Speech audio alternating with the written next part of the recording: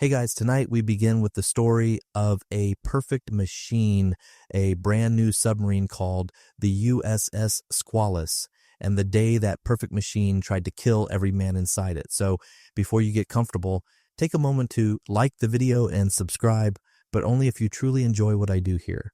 And let me know in the comments where you're tuning in from and what time it is for you. It's always fascinating to see who's joining us from around the world. Now, dim the lights and let's ease into tonight's journey together. Welcome everyone to the Channel Historian Podcast. Let's get straight to the story. The morning of May 23rd, 1939, dawned gray and choppy off the coast of New Hampshire. At 8:07:40 hours, about 47 miles southeast of Portsmouth, the pencil in Lieutenant Oliver Naquin's hand felt steady. He was marking the dive log, recording what was supposed to be a completely routine event. This was the 19th test dive for the USS Squalus, the absolute newest and most advanced submarine in the entire United States Navy fleet. She was a 310-foot marvel of cutting-edge technology, only commissioned 2 months earlier, and everything, absolutely everything, indicated she was ready for a safe dive. Naquin stood at the diving control station, his eyes scanning the control room, watching his crew execute their duties with a precision he himself had instilled in them. At 35, the Louisiana native had already earned a solid reputation as a strict disciplinarian. He had to be. Every single action his sailors took, every valve they turned, every gauge they read, was critical. A single mistake in one of these iron coffins, as the men called them, could doom them all. And that nickname wasn't just dark humor. Submarining in 1939 was still grimly referred to as the coffin service. The statistics were chilling. Between 1921 and 1938, a period of supposed peace, 825 men had died in 18 different submarine accidents around the world. When these boats went down, heroic rescue attempts almost always failed. The ocean was just too deep, too cold, too unforgiving. The technology for rescue simply didn't exist. No crew had ever been saved from a depth greater than 20 feet. It was a hard fact that every man on board the Squalus understood in his bones. But today felt different. This was a test, not a war patrol. The boat was new, the crew was sharp, the air inside the submarine was already thick with its unique atmosphere. It was a potent mix of diesel fumes, a faint tang of battery acid from below the decks, the smell of sweat from 59 men working in close quarters, and maybe a whiff of coffee from the galley. It was the smell of a living machine. And to these men, it was the smell of home. Naquin gave the order to dive.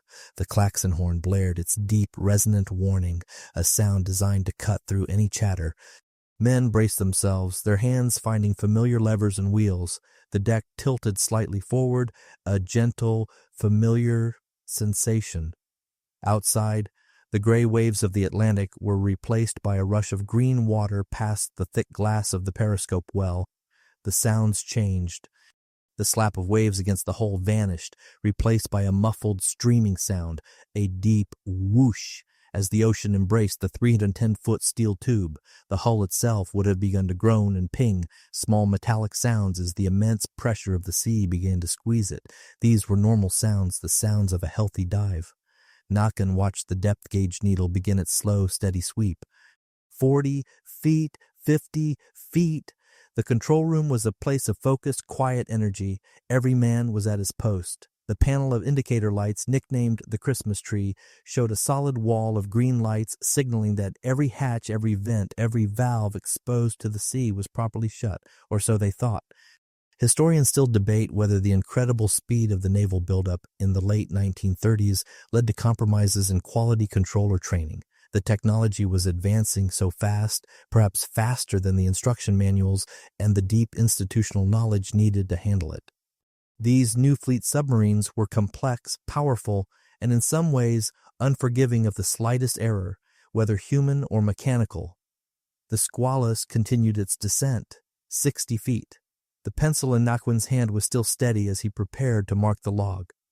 They were just 63 feet into their descent, barely beneath the surface, when a voice suddenly cracked through the intercom from the engine room. It was not the calm, measured tone of a routine report.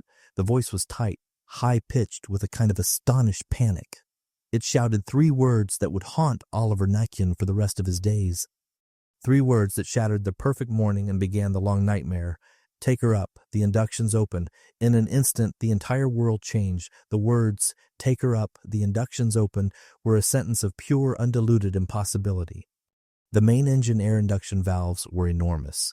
36-inch diameter openings designed to suck in massive amounts of air for the diesel engines to breathe while on the surface. They were, by definition, the very first things to be secured before a dive. On Nalquin's control panel, the indicator light for those valves glowed a confident green, meaning they were shut.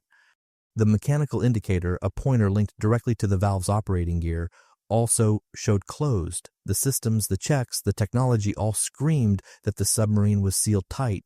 The voice on the intercom, raw with terror, screamed that they were all liars. Before Nikin could even process the contradiction, the proof arrived. It was not a trickle or a leak, it was a roar.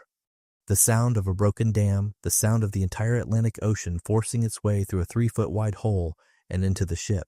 A torrent of ice-cold seawater, under immense pressure, blasted into the engine rooms. It hit the men working there with the force of a solid wall, throwing them from their stations. The water instantly atomized into a freezing fog, short-circuited electrical panels in a blinding flash of blue-white sparks, plunging the aft compartments into total darkness. The submarine's angle of descent, which had been a gentle, controlled glide, suddenly went haywire. The stern, now taking on thousands of gallons of water every second, became impossibly heavy. The Squalus nosed up violently before lurching, stern first, into a terrifying, uncontrolled plunge. Men who were not holding on were thrown like rag dolls. Nalquin's training, that harsh discipline he was known for, slammed into place. He didn't hesitate. He roared the single terrible order that was his only option. Close all watertight hatches. Throughout the submarine, men leaped to obey. They grabbed the heavy steel wheels and spun them. With a series of deep metallic thuds that echoed through the hull, the massive steel doors slammed shut, sealing each compartment off from the next. It was the only way to save the forward half of the ship, but every man knew what it meant. They were sealing their shipmates into flooded, dark tombs. The men in the aft compartments, the engine rooms, the maneuvering room, were now cut off, trapped with the unstoppable flood. The Squalus, now a crippled, dying animal, fell backward into the abyss. The sinking was horrifyingly fast. The men in the forward compartments could only cling to pipes and equipment as the deck tilted beneath them, sometimes reaching an angle of 45 degrees. They weren't sinking, they were falling. Finally, with a jolt that rattled their teeth and sent unsecured items crashing to the deck, the submarine hit bottom. A deep, resonant thud, followed by the sickening, grinding sound of the steel keel digging into the soft mud of the Atlantic floor, and then silence. A thick, heavy, absolute silence broken only by the drip of condensation and the first terrified whimpers of men in the dark. The depth gauge, now frozen, told the story. The needle pointed to 240 feet. They were 240 feet beneath the waves, nearly 10 times the depth of any successful rescue in history. The cost was already staggering. 4 of the submarine's 7 compartments were completely flooded. 26 men, sailors who had been joking in the galley or checking gauges in the engine room just moments before, were dead, drowned instantly in the icy black water that had poured through the failed valve. In the forward compartments, 33 men remained alive. 32 crew members and 1 civilian, a naval architect named Harold Preble, who had been along to observe the new submarine's performance. Now he, along with the 32 sailors, was trapped in a steel coffin, a participant in the Squalus's final failed test. The question of that valve failure, why the indicator showed closed when the valve was wide open, would be debated by naval engineers for years. Was it a broken piece of the complex operating gear, or was it a fundamental design flaw in a new class of submarine being rushed into service? For the 33 men in the dark, the academic debate didn't matter. They were alive, but for how long? The 33 survivors were trapped in 3 separate sealed forward compartments. Lieutenant Nalquin and most of the officers were in the control room. Other sailors were in the forward torpedo room, surrounded by the long cold tubes of their deadly cargo, and another group was in the forward battery compartment, a space that would soon become its own special kind of hell. The first thing they all registered after the terrible silence of the landing was the darkness. The violent short circuits during the plunge had killed the main lights, plunging them into an oppressive absolute black. Emergency lights flickered on, casting weak, ghostly circles on the steel bulkheads, but they were barely enough to see by. Then came the cold. The Squalus was sitting in 34-degree Atlantic water, and that water was a relentless heat vampire. It sucked the warmth out of the steel hull with shocking speed. The submarine's interior, normally kept at a comfortable 65 degrees, began to plummet. Condensation formed on every metal surface, dripping icy water onto the men. Soon, that condensation began to freeze. Thin, sparkling sheets of ice started to form on the bulkheads. The men, dressed only in their work uniforms, shivered violently. Their breath plumed in front of them in the dim flashlight beams. The cold was a physical weight, pressing down on them, slowing their thoughts, numbing their fingers and toes. One sailor later remarked that he never knew you could see your breath inside a submarine, but then again, he'd never had a submarine parked on the bottom of the ocean. The accommodations were, shall we say, not 5-star. As the temperature dropped, the air quality began to follow. With 33 men breathing in a sealed set of steel cans, the oxygen levels started to drop and the carbon dioxide levels began to rise. Every breath they exhaled was a small bit of poison. Men developed splitting headaches. They felt dizzy, disoriented. Some, from the stress and the foul air, began to vomit quietly in the corners, but the CO2 wasn't even their most immediate problem. In the forward battery compartment, a new terrifying sound was heard, a sizzle, seawater, either from small weeping leaks in the hull, or from water that had been sloshing around during the sinking, was dripping onto the massive battery cells below the deck. The chemical reaction was immediate. A sharp, acrid smell, like a twisted, burning swimming pool, began to fill the air. It was chlorine gas, the same poison gas used with horrific effect in the trenches of World War I. Sailors, gagging and with their eyes watering, worked frantically in the near darkness. They knew the drill. They had to isolate the battery. Working by touch and dim light, their fingers stiff and clumsy from the cold, they disconnected the terminals, trying to prevent a catastrophic explosion or a cloud of gas so thick it would kill them all. Their quick action saved everyone. Historians still debate just how much chlorine gas was actually released, but the crew's terror was entirely real, and their fast response was critical. Nakin's voice, calm and steady, cut through the darkness. He ordered his men to lie down, to get as horizontal as possible on the cold deck. He ordered them to stop talking. Every movement, every word burned precious oxygen and created more CO2. They needed to conserve everything. They had chemical canisters, carbon dioxide absorbents, which they spread around. They were supposed to scrub the air, but in the freezing cold, the chemical reaction was sluggish. They could only do so much. The men lay on the cold steel, wrapped in whatever they could find, spare blankets, oily rags, anything to fight the cold that was sinking into their bones. The feeling of lying on that deck was a unique misery. The steel was hard and unyielding, and the cold of the Atlantic transferred directly into their bodies. It felt like lying on a block of ice. Some men prayed silently. Others stared blankly at the frosted bulkhead just inches from their faces. A few tried to keep spirits up with whispered, trembling jokes about getting a day off for this, but their voices faltered. They checked their watches. 1 hour passed, then another. The Squalus had missed her scheduled communication check. Up on the surface, someone had to be noticing they were late. Someone had to be wondering where they were. Inside the freezing, dark, and toxic tomb, all 33 men could do was lie still, listen to the drip-drip of water, and wait. Back on the surface, the world was still bright, windy, and blissfully unaware, but at the Portsmouth Naval Base, an admiral's clock on the wall was ticking toward a dreadful realization. Commander Cyrus Cole, a man who understood the unforgiving math of submarine operations, was watching that clock. The Squalus was scheduled for a routine communication check at 0940 hours, just a simple all is well signal after completing her dive. The time came. The radio room was silent. 0941. Still silence. Cole might have felt the first cold prickle of unease. Submariners were professionals, but they were also human. Maybe a radio was fussy. Maybe they were running a few minutes behind. He gave it time, at 1,000 hours. The radio room was still filled with nothing but static. The silence was now loud, oppressive, and deeply wrong. By 10:30 hours, Cole knew. He didn't need confirmation. The Squalus was late, she was silent, and in the submarine service, that meant one thing: catastrophe. He gave the order, unleashing an immediate and massive rescue attempt. The base exploded into a controlled, frantic energy. Bells rang, men ran, and the radio operators began broadcasting emergency signals up and down the coast. The nearest sister ship to the Squalus, the USS Sculpin, was operating nearby. She was immediately diverted. Her order, stark and simple: proceed to the Squalus's last known position and find her. The Sculpin's crew would have received the news with a grim, sickening familiarity. These were their friends, their classmates, men they had shared drinks with in port just days before. Now they were racing to find them, praying they weren't already too late.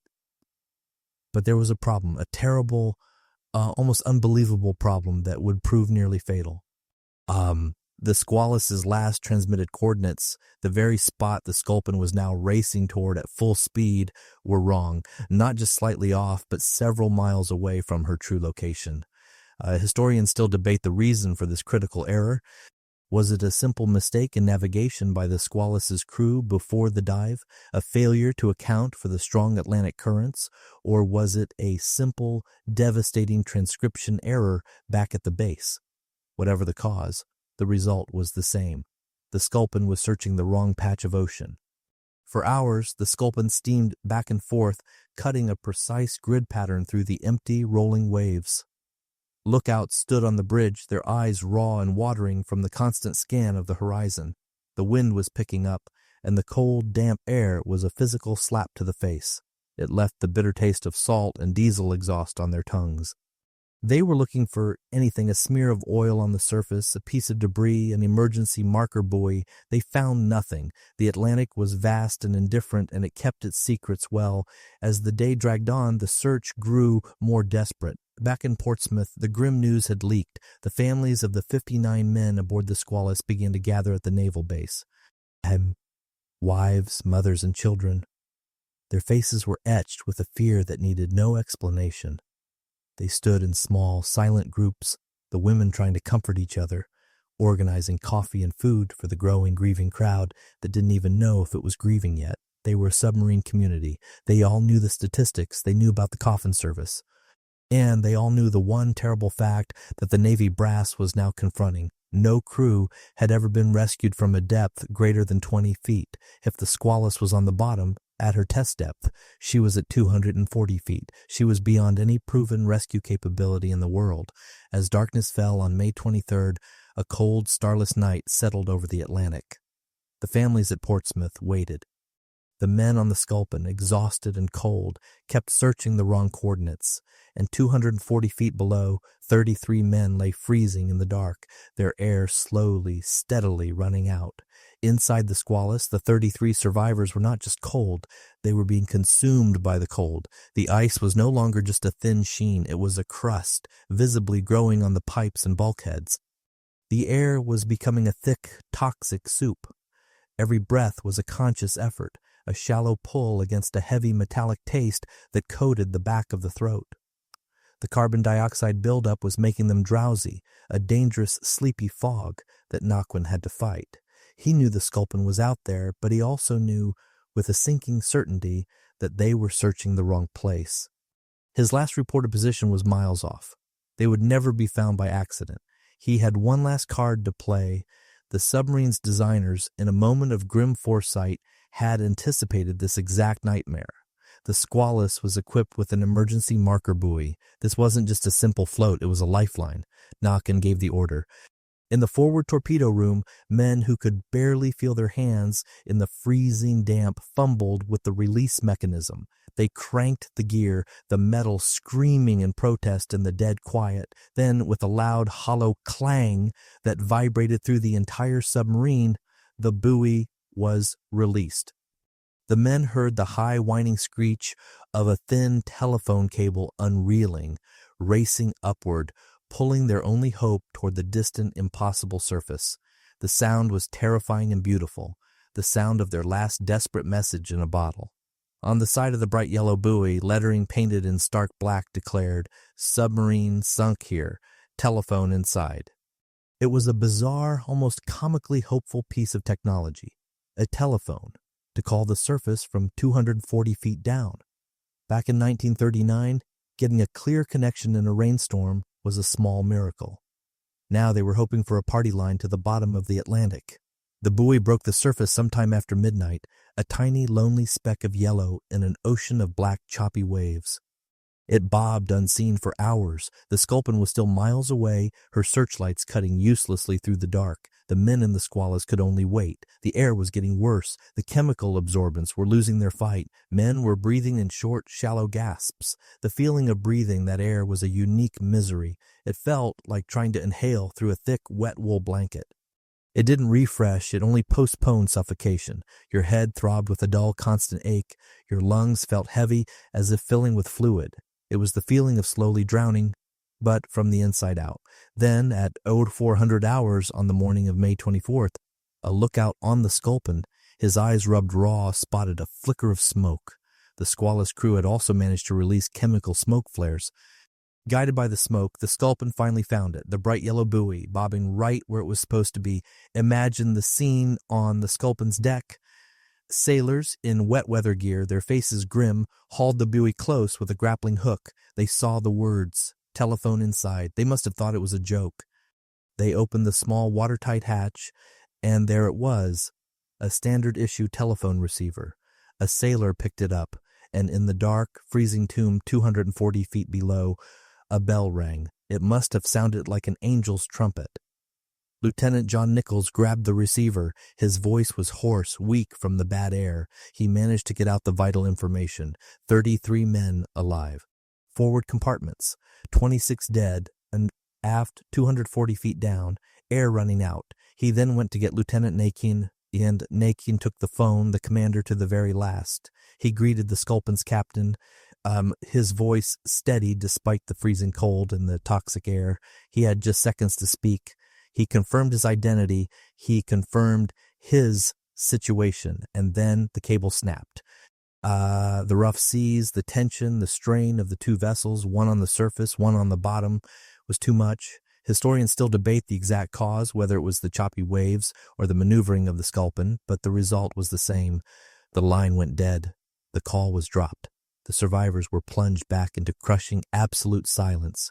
They were alone again in their iron tomb. But one critical, life-altering thing had changed. The Navy now knew exactly where the Squalus lay. They knew men were alive, and they knew they had less than 48 hours to accomplish what had never, ever been done before. The news of the Squalus, now confirmed in its exact horrifying location, traveled instantly over the Navy's telegraph and telephone wires.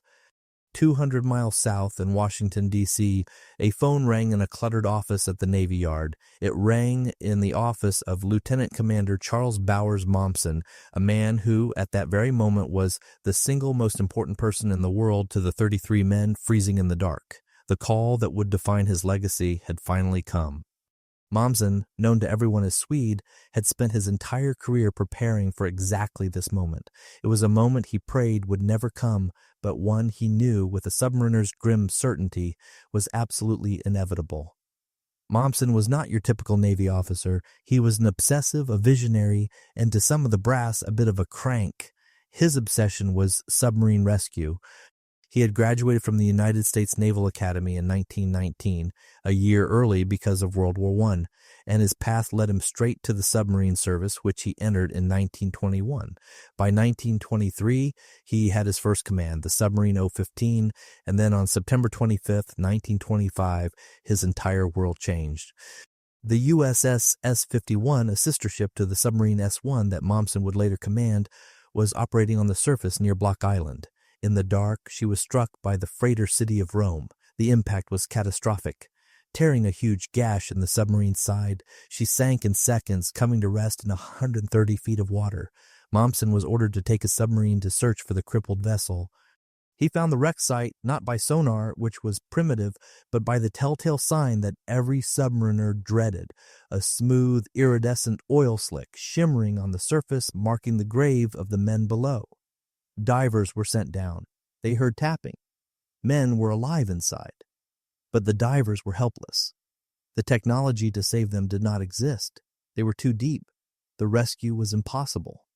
For days, Momsen had to stand on the deck of his own submarine, feeling the thrum of his own living ship beneath his feet, knowing that just a few hundred yards away, his friends and comrades were dying. They were dying slowly in the cold and the dark, just like the men on the Squalus were now. He felt a soul-crushing, absolute helplessness. The feeling of listening to men tap on the hull, begging for a rescue that would never come, was a sensation he never forgot. The cold, wet air of the Atlantic felt like a shroud. He smelled the diesel from his own ship, and the faint, sickening odor of the oil slick from the S-51, a smell he would forever associate with death and failure. All 33 crew members of the S-51 died.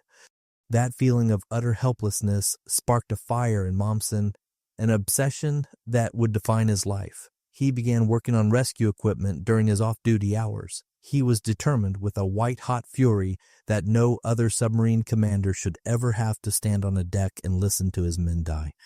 And historians still debate whether the Navy's rigid bureaucracy or the sheer lack of imagination was the bigger obstacle Momsen faced, but he pushed against both with equal force. He was a man possessed by a single brilliant idea, and now, 14 years later, the Squalus was on the bottom, and that phone in his Washington office was ringing. It was time to see if his obsession was madness or genius. That fire of helpless rage after the S-51 disaster drove Momsen back to the drawing board.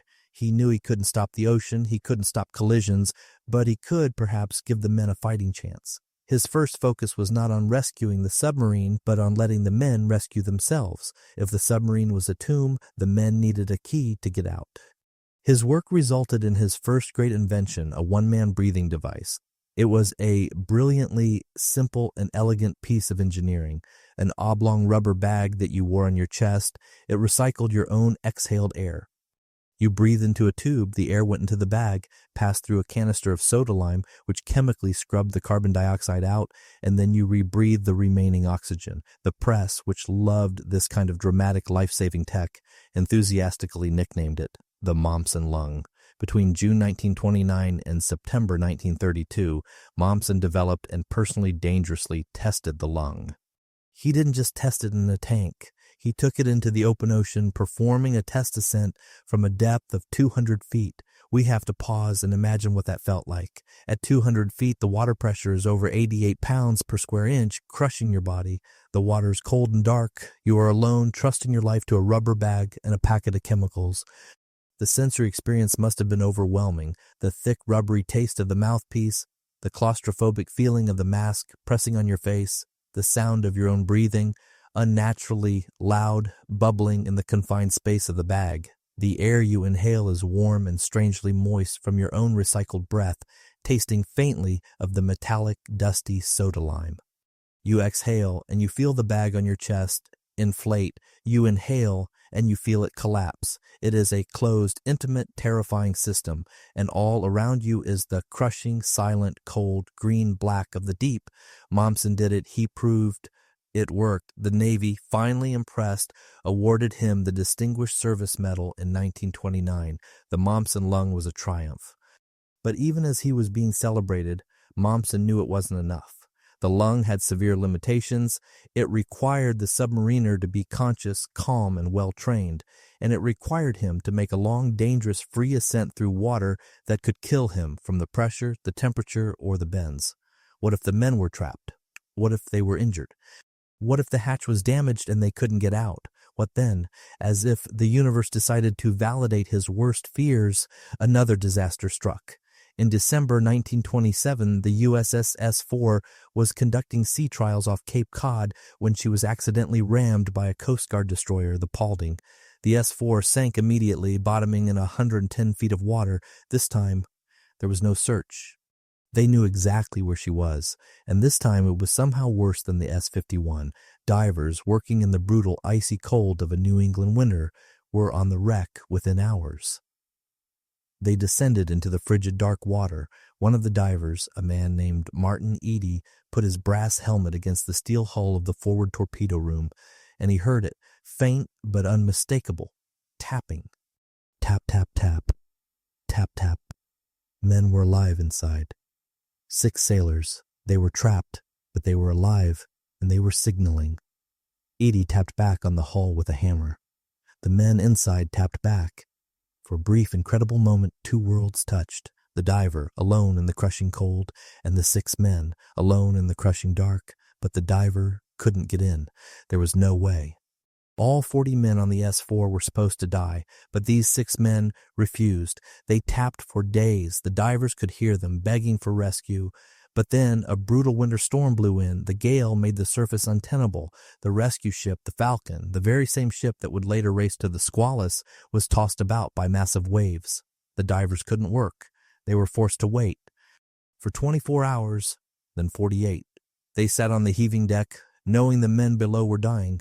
The tapping got weaker. Then, on December 24th, Christmas Eve, it stopped. All 40 men aboard the S4 died. The public was outraged, the Navy was humiliated, and Charles Swede Momsen was more determined, more obsessed than ever. The Momsen lung was a brilliant device for escape. But the S4 had proven in the most tragic way possible that escape was not always an option. He needed something else. He needed a way to bring rescue to the submarine. Momsen went back to an idea he had first proposed in 1926, an idea that had been gathering dust. He returned to his diving bell. It was a concept so simple it was almost childlike, and so complex in its engineering that the Navy had laughed at him. He envisioned a large steel chamber, a sort of underwater elevator. It could be lowered from a ship on the surface, clamped down over a submarine's escape hatch, and form a watertight seal. The men inside the bell could then pump out the water in the space between the bell's hatch and the submarine's hatch. They could open both, and the trapped sailors could climb, completely dry, from their tomb into the rescue chamber. The chamber would then seal up and ascend to the surface. No freezing water, no Momsen lungs, no dangerous free ascent. A simple, dry, safe transfer. He had drawn up the plans and submitted them to the Bureau of Construction and Repair in 1926. The bureaucrats, those men of great wisdom and little imagination, had reviewed his drawings. They returned them with a single word stamped across the front in heavy, dismissive purple ink: impractical. After the S4 disaster, impractical was no longer an answer Momsen was willing to accept. He decided to build it himself. In 1930, he scrounged parts. For the main body of his prototype, he used a watertight aircraft hangar, a large steel cylinder that had been part of his old submarine, the S1. And this is a great historical oddity. The first rescue bell was literally made of spare submarine parts. He tested this homemade contraption off Key West, Florida. The initial results were, to be polite, not good. They were, in fact, disastrous. The bell was unstable. It tipped and swayed wildly in the current. It leaked. Momsen inside would have felt the cold seawater spraying in, a terrifying sensation as he was trapped in his own experimental device. The controls were clumsy. It was, as the Navy had predicted, impractical, but Momsen saw the flaws as engineering problems to be solved, not as a reason to quit. Before he could make the necessary modifications, however, the Navy, in its infinite wisdom, ordered him to the Bureau of Construction and Repair, not to fix his bell, but to teach submariners how to use the Momsen lung. It was a classic bureaucratic move. They gave him a medal for the thing they liked and sidelined him from the thing they didn't. But Momsen was smart. He needed someone he trusted to complete the work, someone who was both a brilliant engineer and a capable political operator. He found his man in Lieutenant Commander Alan Rockwell McCann. McCann took over the project from July 1929 to July 1931. He worked from Momsen's basic, flawed design, and piece by piece, he fixed it.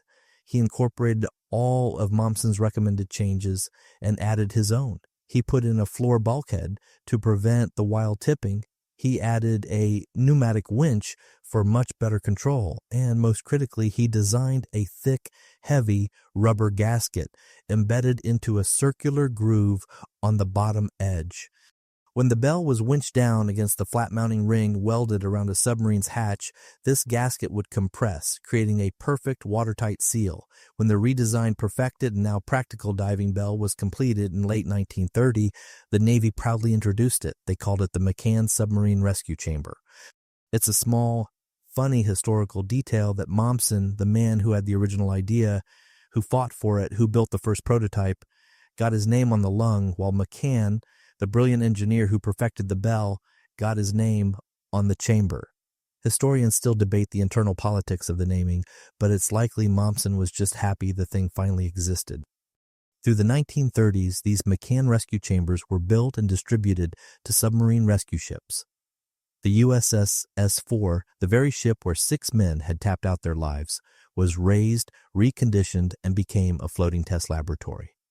Momsen himself went to sea aboard her, conducting practical experiments and training with the new rescue chambers.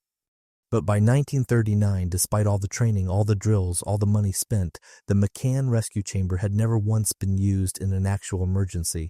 It was still, in the one way that mattered, completely unproven. And now the call had come for Swede Momsen. At 0400 hours on May 24, 1939, when that call came in, Lieutenant Commander Momsen didn't waste a second. He wasn't a man who delegated responsibility, not for this. This was his life's work. He grabbed his personal diving equipment and assembled a core team of the Navy's best divers, men he had personally trained, men he trusted with his life. They didn't pack for a long trip. They just moved. They jammed themselves into a convoy of cars, their heavy gear thrown in the trunks. Escorted by local and state police, the convoy screamed up the coast from Washington, D.C. toward Portsmouth, New Hampshire, a journey of over 400 miles. And this wasn't a respectable, follow-the-speed-limit kind of convoy. This was a flat-out, pedal-to-the-metal race against death. They were traveling so fast, with sirens wailing, that as they tore through Boston, their own police escort couldn't keep up. The naval officers, driven by a singular, frantic purpose, actually outran the cops. They weren't just driving, they were flying. Red lights were meaningless. Intersections were blocked for their passage. The sensory experience in that car must have been a unique kind of hell. Imagine being crammed in the back seat, your knees pressed against the gear of the man next to you, the heavy, metallic smell of diving equipment filling the air. The car itself smells of hot oil and overstressed brakes. Outside, the world is just a blur of green countryside and gray towns, all of it streaking by in a hypnotic, terrifying rush. The only sounds are the constant deafening wail of the siren and the roar of the engine pushed to its absolute limit. You can't talk. You can only sit, your muscles clenched, your hands gripping your knees, feeling every bump and swerve, knowing that every single minute you are on this road is a minute the 33 men below are breathing up their last precious few cubic feet of air. While Momsen and his team were burning up the highways, another race was happening on the water. The submarine rescue ship USS Falcon was steaming north from New London, Connecticut, a 200-mile journey across the open Atlantic. The Falcon was not a sleek, fast destroyer. She was a 187-foot converted minesweeper. She was a slow, steady workhorse, and slow was the operative word. She was pounding her way north against the choppy seas, her bow rising and slamming down, sending sheets of cold, stinging spray across her decks. On her deck, lashed down with heavy chains, sat the untested McCann rescue chamber. This was the device, the 10-ton Gamble. It was 10 feet high and 7 feet wide, a massive bell-shaped chunk of steel weighing 21,600 pounds. To the sailors on board, it looked less like a rescue device and more like a piece of industrial boiler or maybe an abstract, very heavy sculpture. Historians still debate whether the Falcon, given her agonizingly slow top speed, was really the best-suited vessel for this, or if she was simply the only one that had the chamber bolted to her deck. As the Falcon pitched and rolled, her engines thrumming a deep, constant vibration that every man felt in his bones, her crew could only look at that bell and wonder. It had never been used, not once, in a real situation. Now it was the only hope for 33 men. Momsen and his exhausted team arrived at the Portsmouth Naval Base at 04:15 hours on May 24th. They had made the 400-mile journey in record time, collapsing out of their cars, stiff and sore, but wired on adrenaline. The Falcon arrived shortly after, mooring over the Squalus's location. The bright yellow marker buoy bobbed nearby, a grim, silent tombstone, its telephone cable severed and useless, but its position a perfect heartbreaking X on the map. Commander Momsen, his face a mask of grim determination, was transferred to the Falcon. He took charge of the entire operation. The land race was over. The sea race was over. Now the real rescue, the vertical one, was about to begin. Momsen stood on the deck of the Falcon, the cold wind whipping his face, the deck rolling beneath his feet. He was now directly above the 33 men. His first task was simple in its description and almost impossible in its execution. He needed to send divers down. The McCann rescue chamber was not a submarine. It could not steer itself. It was just a heavy steel can. To get it to the Squalus's escape hatch, it had to slide down guide wires like an elevator. But those wires weren't there. A diver had to go down 240 feet, find the hatch in the dark, and attach them. The divers who would make this perilous descent, the men Momsen had brought with him, understood the risks better than anyone. 240 feet was not just deep, it was the extreme bleeding edge of diving operations in 1939. At that depth, the water pressure reached over 100 pounds per square inch. That's more than 7 times the normal atmospheric pressure we live in, 7 atmospheres pressing in on every single part of a diver's body. The human body was not designed for this. Just breathing required enormous conscious effort. The pressure compressed a diver's chest, making his lungs struggle to expand against the sheer weight of the ocean. The sensation was one of being slowly squeezed in a giant, cold, invisible vice. Your body's natural animal panic response would be screaming at you that you were being crushed, and you would have to mentally override it. Then there was the cold. The Atlantic water at that depth was a numbing 34 degrees Fahrenheit, just 2 degrees above freezing. The divers wore heavy canvas suits, but these were not the sealed, warm, dry suits of today. They were leaky. The cold water seeped in. A diver's body temperature would plummet. Hypothermia could incapacitate a man in minutes. The heavy brass helmet and lead boots, the very things that kept him alive and on the bottom, were terrible conductors of cold, leaching heat directly from his head and feet. His feet would be numb blocks of ice within 20 minutes. His hands, even in thick gloves, would lose all feeling and dexterity. Simple tasks, like tying a knot or handling a shackle, would become nearly impossible as his fingers stiffened into useless claws. But the most insidious danger, the one that truly terrified divers, was nitrogen narcosis, the rapture of the deep, they called it. At this extreme pressure, the nitrogen in the compressed air a diver breathed dissolved into his blood and brain tissue. The effect was almost identical to being drunk, very, very drunk. Judgment became impaired. Simple tasks became impossibly complex. Some divers experienced a giddy, dangerous euphoria. They felt wonderful, warm, and invincible. They were known to do bizarre, fatal things like decide they could breathe the water and calmly remove their helmets. Others hallucinated. Still others became consumed by a dark, claustrophobic paranoia, fighting their own air hoses. Nitrogen narcosis had killed many experienced divers at far shallower depths. At 240 feet, it was severe, guaranteed. Divers operated in a bizarre, dreamlike state where their thoughts felt like they were moving through molasses. Every action had to be planned in advance, rehearsed on the surface, because in the moment of execution, the diver might simply forget what he was doing or why. Now, it is a matter of historical record that Momsen and his team were pioneers in using helium-oxygen mixtures, which dramatically reduced this nitrogen narcosis. By replacing the nitrogen with helium, which doesn't have the same narcotic effect, divers could stay clearer. But even with this innovation, which was still new and experimental, 240 feet remained extraordinarily dangerous. And if they ascended too quickly, the nitrogen or even the helium would form bubbles in their blood, like a soda bottle being uncorked. The bends, decompression sickness. It caused excruciating pain, locked joints, burst blood vessels, paralysis, and a horrible, agonizing death. The divers had to make carefully timed decompression stops on their way up, hanging on a line in the cold water, sometimes for hours. But in an emergency, if their air ran low or their equipment failed, that choice might be ripped away. Visibility was another joke. At 240 feet, it was measured in inches. The water was a thick, black, sediment-filled soup. Even powerful underwater lamps were useless, their beams swallowed by the dark. The divers worked by feel and feel alone. They could not see their own hands in front of their faces. They navigated by memory and by trusting the lifeline that tethered them to the surface. One wrong move, one moment of panic, and a diver could become hopelessly tangled in cables or lost in the infinite black, swimming in circles until his air ran out. Chief Torpedoman Martin Sabitsky volunteered to go first. He suited up. The heavy canvas suit, the lead-weighted boots, the heavy brass helmet lowered over his head and locked to the suit's collar with a twist. The faceplate was secured. He would have stood there, a 200-pound monster, hearing nothing but the loud mechanical hiss-clank of his own breathing, amplified in the hollow helmet.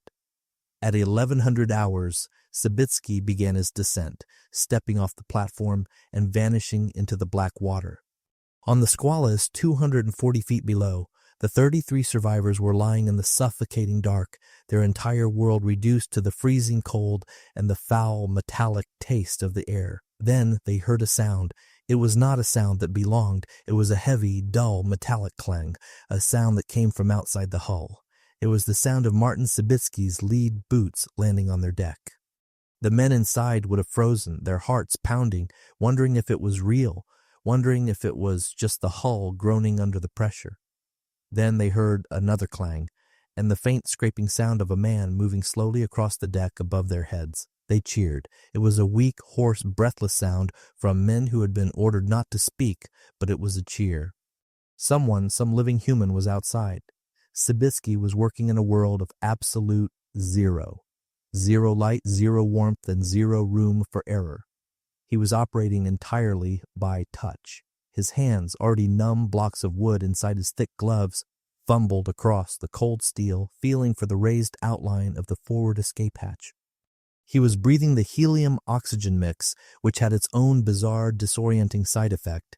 It made his voice, when he spoke into his microphone to the surface, sound unnaturally high-pitched and squeaky. Imagine the sensory dislocation. You are 240 feet down, fighting the cold, your body crushed by pressure, unable to see your own hands, and you sound like a cartoon character. His job was to attach the guide wires that the rescue chamber would follow. His movements were agonizingly slow, each one a massive effort of will. He fumbled with a heavy steel shackle, his frozen fingers struggling to work the simple mechanism. He could feel that dangerous, pleasant, floating sensation of narcosis nibbling at the edges of his mind, a feeling he knew was a deadly lie. He forced himself to focus, one cable, then another. He pulled on them with all his weight, testing the attachments they had to hold. Finally, satisfied, he signaled to be brought up. His ascent took even longer than the descent as he stopped at each required decompression depth, hanging on a line like a human pendulum in the black, letting the dissolved gases slowly, safely bleed out of his system. And he returned to the surface, a hero. The path was ready. At 11:30 hours, the McCann Rescue Chamber, Momsen's impractical idea, began its first operational descent. Not a training exercise, not a test, but a real rescue with real lives depending on every action. 2 men rode inside the chamber, Torpedo Man's mate John Mihailovsky and Gunner's mate Walter Harmon. They had trained for this, but training could never capture the reality. They were being lowered into the abyss on a steel cable. Inside the chamber it was cramped, loud, and smelled of paint, machine oil, and nervous sweat. The steel walls groaned and popped as the external pressure mounted, the sound of a giant trying to crack a walnut. The ears of the 2 operators popped painfully with every foot of descent. The descent took nearly an hour. They carefully monitored gauges, adjusting the chamber's buoyancy. They could feel a slight bump in vibration as the chamber contacted the guide wires Sabitsky had set. Without those, they would have been hopelessly lost. At 240 feet, the chamber made contact with the Squalus. It was a gentle but unmistakable impact, a soft, solid thud as 10 tons of steel met the hull of the submarine. Inside, the trapped men felt it, a vibration that ran through the deck and into their bones. The cheers, this time, were stronger. Mihailovsky and Harmon now faced the most critical phase. They had to position the chamber precisely over the escape hatch. A few inches off center, and the rubber gasket would not seal properly. Water would flood into the chamber and the submarine when they tried to open the hatches. It took 20 agonizing minutes of tiny adjustments. Finally, they were centered. They began winching the chamber down, compressing the thick rubber gasket against the hull. Now came the moment of truth. They had to blow the water out of the lower compartment, the skirt, using compressed air. If the seal leaked, seawater would pour in as fast as they could pump it out. Mihailovsky opened the valve. The sound of high-pressure air screamed in the small space. They watched the water level drop. 1 foot, 2 feet, the seal was holding. They equalized the pressure between the chamber and the submarine, a delicate, highly technical process that historians still study. When the gauges showed equalization, Mihailovsky unlatched the chamber's bottom hatch. It swung open freely. He could see the submarine's hatch below him. He unlatched it and pushed it open. He was greeted by a blast of the most horrific, foul air imaginable, a physical wave of toxic, cold, human stench. And he saw the pale, exhausted, bearded faces of the Squalus crew staring up like ghosts. Mihailovsky passed down the supplies they had brought. Hot pea soup in insulated containers, still steaming. Sandwiches, milk. One survivor, his hands shaking violently, took the soup. The scalding liquid was the first warmth he had felt in 24 hours. He slurped it and managed a weak, croaking joke, asking where in the hell the napkins were. The small moment of humor broke the terrible tension. These men were going to survive. Lieutenant Naquin selected the weakest survivors to go first. 7 men. They climbed slowly, like ancient arthritic figures, through the hatch into the rescue chamber. The hatches were sealed. Air was blown into the ballast tanks. At 1300 hours, the chamber began its ascent. Inside, the 7 survivors were cramped together, some crying, some praying, some simply staring in silent, shivering disbelief. They were rising. The rescue chamber broke the surface at 1330 hours, a huge, streaming 10-ton beast rising from the Atlantic. The hatch was thrown open, and the first 7 survivors were helped onto the deck of the Falcon. They were pale, shivering, and covered in grime, their eyes wide and uncomprehending as they looked at the gray sky. They stumbled, their legs weak, but they were breathing fresh, cold, salty air. That first breath of clean air after 20 hours of poison was a physical shock, so pure and cold it almost hurt to inhale a stinging, beautiful pain. A cheer erupted from the sailors on the Falcon, a raw, guttural roar of triumph. Men were crying. Journalists on nearby ships saw the moment and began radioing the news to the world. It had worked. The impossible had been done. The first deep submarine rescue in history was a success. Word was flashed to Portsmouth Naval Base. The families waiting on the shore heard the news. Cheers, sobs, and collapses of pure, unadulterated relief. But on the Falcon, there was no time for celebration. Momsen's face remained a mask of grim concentration. 26 men were still trapped below, and the weather, which had been mercifully calm, was starting to turn. The wind was picking up, and the seas were getting rougher. The Falcon began to pitch and roll more heavily, making the delicate work of holding position over the Squalus a nightmare. Each minute that passed increased the risk that conditions would become too dangerous, that the operation would have to be called off, leaving men to die. Chief Machinist's mate William Batters, a man who had trained on the McCann chamber more than perhaps anyone else, was operating the chamber for the next ascent. He knew the equipment intimately. He knew what the manual said, and he knew what the steel could, in his opinion, actually handle. He made a decision, a critical, unauthorized, and history-making decision. The chamber was rated for 7 survivors plus 2 operators, but the weather was closing in. He made the calculation. Better to risk the equipment than to risk the men. On the second trip, Batters brought up 8 survivors. The chamber was overloaded. When it surfaced, Momsen was watching it rise, and he thought it looked heavy, sluggish. The cable, he noted, seemed to be under a much greater strain. The whine of the winch motor sounded deeper, more labored, a painful, high-pitched groaning of metal under extreme stress. When Batters emerged, Momsen, the strict disciplinarian, confronted him. "You brought out too many men on this trip." Batters, knowing he was risking his career, simply nodded. Momsen stared at him for a beat, looked at the rising waves, looked back at Batters, and gave the order that cemented his own legend as a brilliant, practical leader. "Do it again." Batters made the third descent at 1500 hours. This time he pushed it even further. 9 more men, 9 exhausted, shivering sailors crammed into a space designed for 7.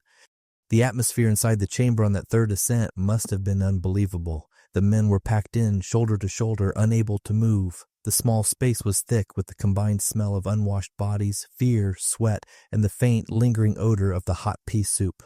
It was a dense, human-packed capsule, but it was warm and it was moving up. The chamber surface, dangerously overloaded but intact. The equipment held. By 1800 hours, after 3 trips, 26 men had been brought to the surface. 26 men who, 24 hours earlier, had zero expectation of survival. Only 7 men now remained in the Squalus. Lieutenant Naquin, the captain, who would be the last to leave his ship, and 6 others. One more trip. One more short 240-foot journey, and the impossible rescue would be complete. The sun was getting low. The wind was howling. The Falcon was struggling to hold her spot. The final 4th descent began at 1841 hours. The 4th descent began at 1841 hours. The sun was gone, leaving only a dark, angry gray sky. The seas were now high, the tops of the waves streaked with white foam.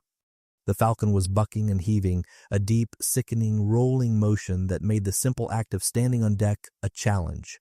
But it was just one more trip. The chamber, with Batters at the controls, fought its way down through the turbulent water, a task made 100 times harder by the heaving of the ship above. It latched onto the Squalus for the 4th and final time. The hatches were opened. That last blast of toxic air from the submarine's tomb hit them, the familiar awful smell of their 39-hour ordeal. The last 7 men climbed in. Lieutenant Oliver Naquin, as the commander, was the absolute last man to put his foot on the ladder. He took one final brief look at the control room, a place of freezing, ice-encrusted ghosts, then sealed the hatch below him. He was a captain, and he had just successfully evacuated his ship. Inside the chamber, the mood was one of quiet, exhausted triumph. They were the last ones. They had made it. The chamber was sealed. Batters gave the signal, and the long ascent began. The heavy, comforting thrum of the winch motor vibrated through the hull, pulling them up. They rose past the 200-foot mark, past 150 feet. They were more than halfway to the surface, more than halfway to life. They were probably already tasting the hot coffee. Then, with a sudden bone-jarring violence, the chamber stopped. It was not a gentle halt. It was a vicious jerk that threw the 9 men inside, the 7 survivors and their 2 rescuers, against each other in the dark, cramped space. This was followed by a terrible, high-pitched, grinding screech of metal under a strain it was never meant to take. The chamber fell a few feet, then caught, swinging like a pendulum in the black, churning water. The reassuring whine of the winch was gone. There was only silence and the faint, terrifying groan of the cable above them. They were trapped. Again. This time, it was somehow worse. They were not on the solid, comforting bottom. They were dangling 100 feet below the storm-tossed surface in a tiny steel can by a thread that had just given way. On the deck of the Falcon, the scene was chaos. The winch operator had fought the controls as the cable suddenly snagged. Momsen, watching from the rail, saw the cable go bar-tight, vibrating with a low humming noise like a giant, overtuned guitar string. The sound was terrifying. It was the sound of steel about to snap. The winch mechanism had jammed, the steel cable had twisted, kinking and wrapping around itself, hopelessly fouled. Momsen knew instantly the horror of the situation. He could not pull harder. The cable would break. If it broke, the 21,600-pound chamber with 9 men inside would plunge 140 feet back to the bottom. They would hit the hull of the Squalus with such force it would almost certainly kill them, or they would sink into the mud nearby, lost forever where they would slowly suffocate. He could not leave them there, suspended, to die of cold and lack of air in their tiny prison. The 9 men inside, including Naquin and Batters, were now in the most precarious position imaginable. The cold of the deep water which they had so nearly escaped began to seep back into the chamber, a creeping, familiar chill. The air supply in the chamber was limited. It was not the Squalus. It did not have chemical scrubbers for a long wait. They were on a very short, very final clock. Historians still debate the precise cause of the failure. Some argue the overloaded lifts batters had made earlier had put excess wear on the winch, leading to a mechanical breakdown. Others, more plausibly, blamed the violent motion of the Falcon. The ship was rolling so heavily in the building storm that the cable had likely jumped the sheave or slipped off its pulley and become hopelessly tangled. The men in the chamber could only sit in the dark, listening to the metallic groans from the cable above, feeling the chamber bump and sway in the current. Their brief, shining moment of rescue was gone. They were just in a different coffin, one that was hanging by a thread. On the heaving deck of the Falcon, Momsen and his team worked with a frantic, cold precision. The storm was now a serious problem, no longer just an inconvenience. He had to send divers down again, this time into black, churning water, to try and free the fouled cable by hand. 2 divers, the best he had, prepared to descend. Night had fallen completely. The seas were rough. Diving conditions were not just bad, they were suicidal. But 9 men were hanging in the balance. Chief Torpedoman Walter Squire volunteered first. He went over the side, a tiny, brave speck of light in a world of dark, angry water.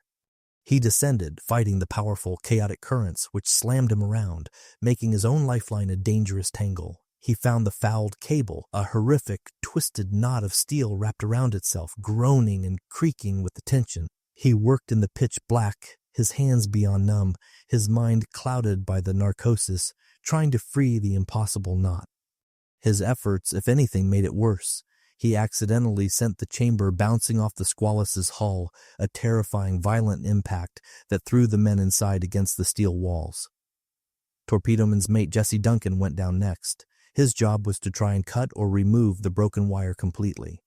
Duncan descended into the black, his powerful underwater lamp barely penetrating the thick, sediment-filled murk. He found the cable, but in the chaos, the cable found him, the twisted steel wire, alive with tension, wrapped around his air hose.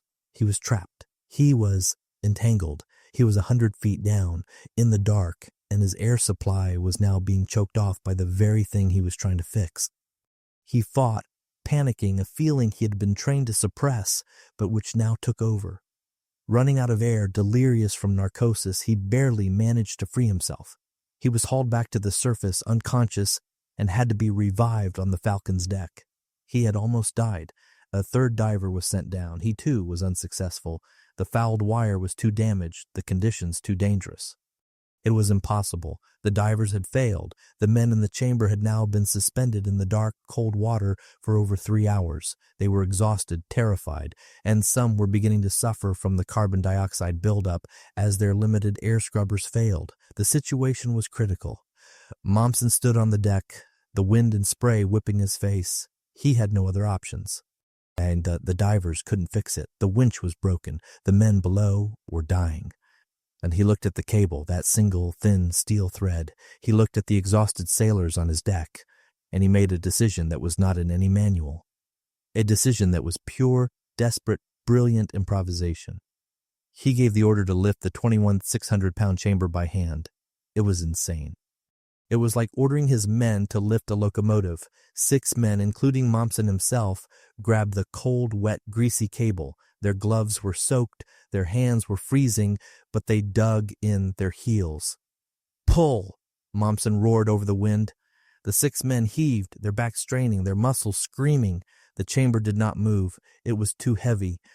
Momsen got on the telephone to the men in the chamber. He ordered batters to blow the ballast tanks for 15 seconds. This would force compressed air into the tanks, blow out water, and make the chamber more buoyant, reducing its dead weight.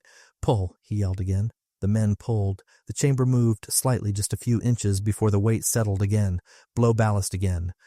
15 seconds, Momsen commanded. "Now pull." They heaved. The chamber began to rise, inch by painful, agonizing inch. More sailors joined the line, 10 men, then 15, all grabbing the cable. It was a brutal, primitive, human chain. The sensory experience for those men on deck was a special kind F of agony. The cable was biting into their hands, even through thick gloves, cutting flesh. Their arms felt like they were being ripped from their sockets. Their backs were on fire.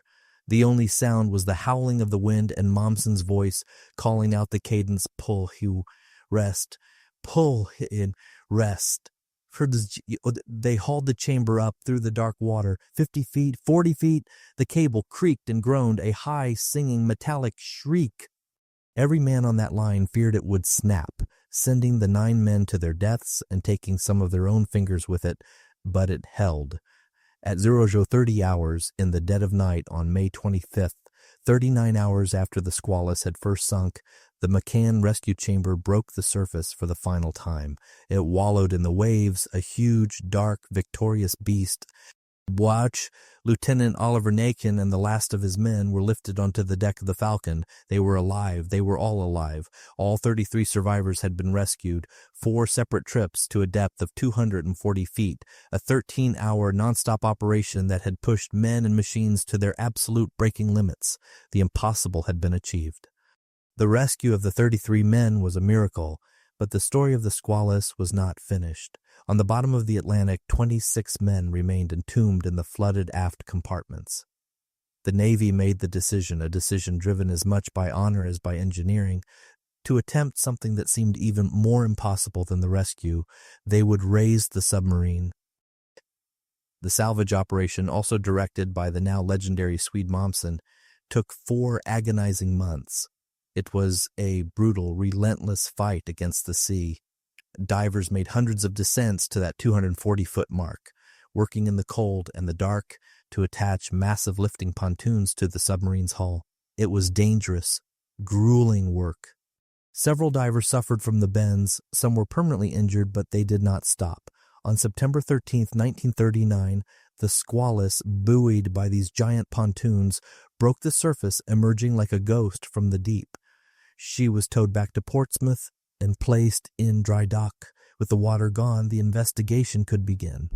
The cause of the disaster was found: a heartbreakingly small, purely mechanical failure, a flaw in the operating gear of the engine air induction valve. The crew had done everything right. The indicators, both the green light and the mechanical dial, had told them the valve was shut. But it was not. It was a lie. The mechanism had failed, leaving the 36-inch hole wide open to the Atlantic. The Navy, sobered by this, immediately ordered the design changed, implementing quick-closing flapper valves across the entire submarine fleet, a change that undoubtedly saved countless other lives.